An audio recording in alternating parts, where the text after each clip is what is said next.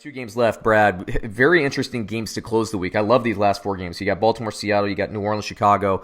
Also now Sunday Night Football, Philadelphia +3 at Dallas.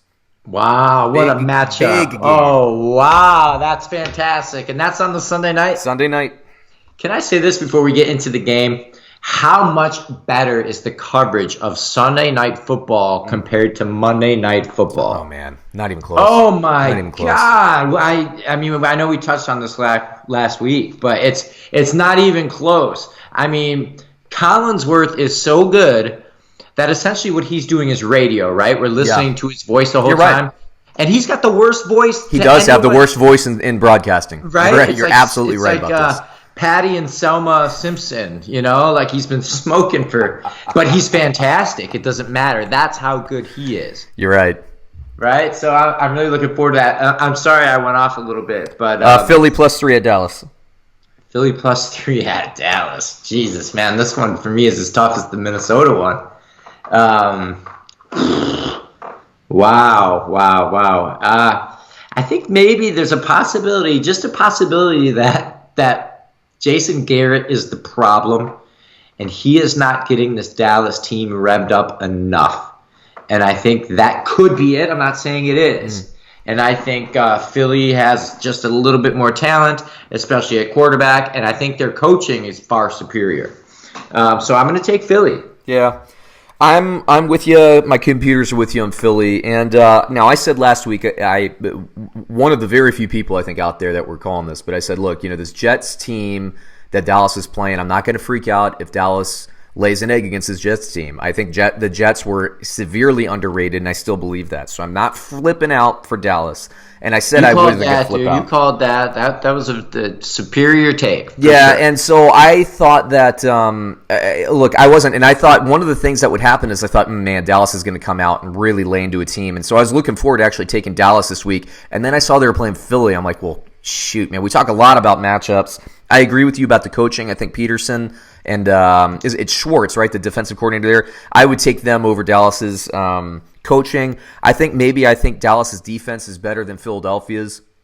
Philadelphia has a kryptonite, and we saw it last week against Minnesota, and it's very similar to Washington's kryptonite, is their second cornerback cannot cover anything. So I think Michael Gallup has a nice game, but Philadelphia's run defense is strong, so I think they limit Pollard and definitely Ezekiel Elliott. DeSean Jackson is questionable for the first time instead of being doubtful. I think he might be back this week. That adds another layer. Zach Ertz, it's only a matter of time before he starts being Zach Ertz again. Dallas Goedert's no slouch. I like the offensive personnel for Philadelphia, and let's not forget that Amari Cooper's banged up. So if Cooper's out and Michael Gallup is drawing that coverage one, the number one cornerback coverage from Philadelphia, then suddenly that Achilles heel for Philadelphia, suddenly it's like a Randall Cobb or a Tavon Austin or Devin Smith, I think is his name. One of these guys trying to exploit that evens it out. It's not like Stephon Diggs going against it, who's an all-pro caliber player. By the way, Diggs, man, boy, is he really coming through for himself because he does not want to be there. No, he doesn't. Yeah. Balling. Yeah, he is. Right? Yeah. He looked really good, and he exploited a matchup there, and I don't know if Dallas can do it. I have Philadelphia winning 27-24.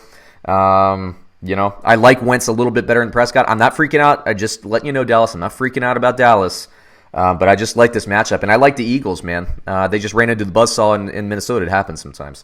They were ill prepared to deal with Stephon Diggs. Right, that's not going to happen 2 weeks in a row, in my opinion. But I do think Gallup has a nice game. For the daily fantasy and fantasy stuff, I have Wentz as a start. I don't like the running backs. If you're going to pick one, I like Miles Sanders again this week. Alshon Jeffery, and if DeSean Jackson can play, I like him starting. And I think Zach Ertz gets into the end zone this week. Dak Prescott, I think, has a pretty nice game. Elliott, you're going to start every week. I have him analytically down, so don't buy him in daily fantasy, but I know you're going to start him. Amari Cooper, I think, has a nice game if he plays. I think Michael Gallup has a nice game if Cooper plays. If not, I think you're starting Michael Gallup regardless, but I love Michael Gallup this week if Cooper plays. And then, I guess Jason Witten could get some catches. I don't know if he gets in the end zone this week.